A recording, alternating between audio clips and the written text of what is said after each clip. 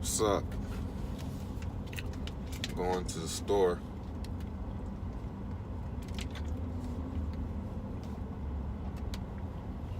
to get myself some, not myself, get my daughter some milk. And my son is like really becoming my biggest fan, man. It's like, it's really cool to have somebody that you can see they look up to you and they listen to you.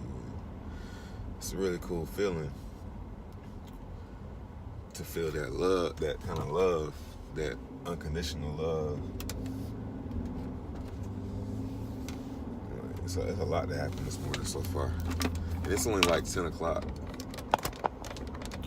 But I had to leave, and whenever I leave, I usually take him.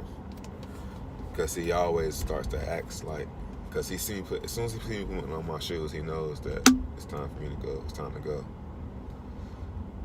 And he was just having so much fun in the house, and then as soon as he see me, and he was about to eat, and playing, just woke up playing, and like really, really happy. And then he saw me put on my shoes, he just turned off and was like, bye bye, bye bye, bye bye.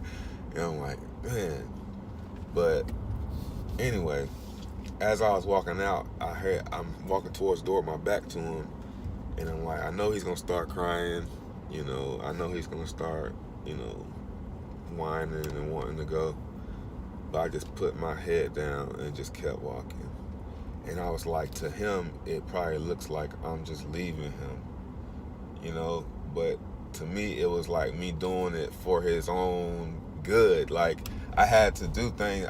I'm realizing that I have to, like, I never knew that this was a part of life, like having to do stuff like that parents be doing stuff like that. And it's not because they're mean. You're actually just protecting them from their own. I'm protecting him from his own emotions. I don't want him to be crying and stuff, because if I sit there, if I say, no, so you gotta stay here, it's gonna make it worse and worse and worse. And I'd rather just rip the Band-Aid off.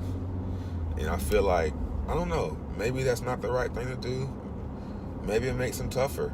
Maybe it makes him a man, I was telling my grandmother yesterday evening, I was like, well, I didn't have my father in my life. Duh. I'm like, no, it's not like that.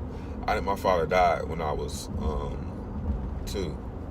So I always hear stories of how my father was, and he was military, right? So he probably was real, stern.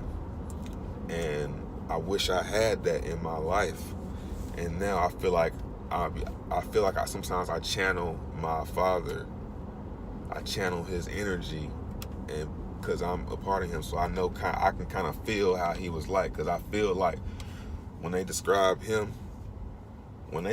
my father, I feel like they're describing a part of me. Because we're not the same person, but I am part of his genetics, so I am a lot like him.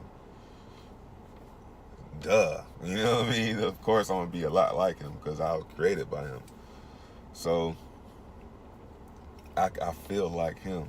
Like, I felt like me leaving my son back there was something that my dad would have did to me. Like, he was just, they always tell me about how he didn't like me. He didn't let me cry. He didn't let me act up. But he did it without, like, from what I understand, well, I was only like 2, so I was probably like my son's age. Wow. So, yeah, I was a little bit older than my son is, man. Damn, my bad, y'all. So, yeah. I never thought I'd have to do things like that. But he saw me, I love football. American football is my favorite sport. So when I was watching the NFL, I guess he saw me and I was really, really into it. Like, I really wasn't saying stuff, but he probably could see that I was glued to it. And I'm thinking, he probably don't even know what this is like right now. There's no way he could even fathom what's going on with football, because he's never really been old enough to even watch it. But sure enough, that night when I went to put him to bed, he has this football that he didn't never play with. He played with it when he was little, but he doesn't ever really show interest in it like that.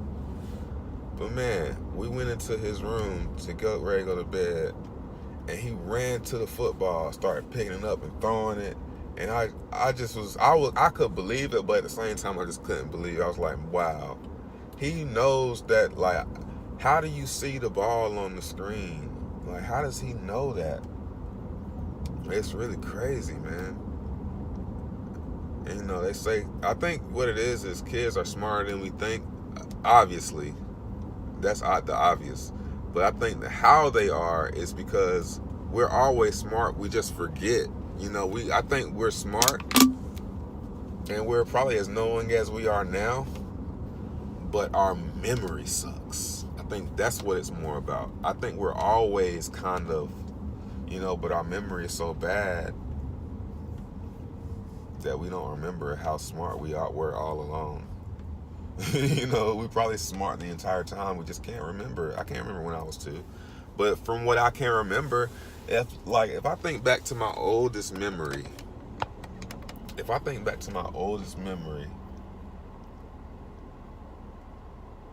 I'm talking, you know, I know where I'm at. I can look around where I am. But I think about how old I was, it's like, wow, how do I remember that? If I think about 2 years old, I can remember things. I can remember very faint things from his age.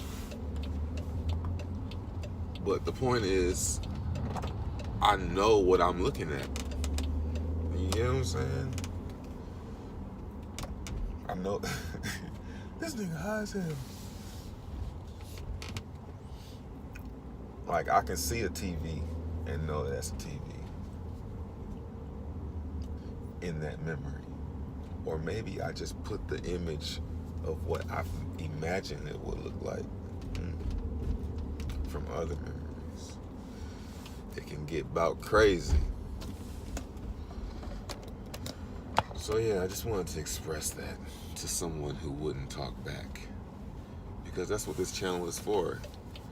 It's for you to sit there and shut up and listen to what I got to say. Without having nothing to say back. You have no opinion in the matter.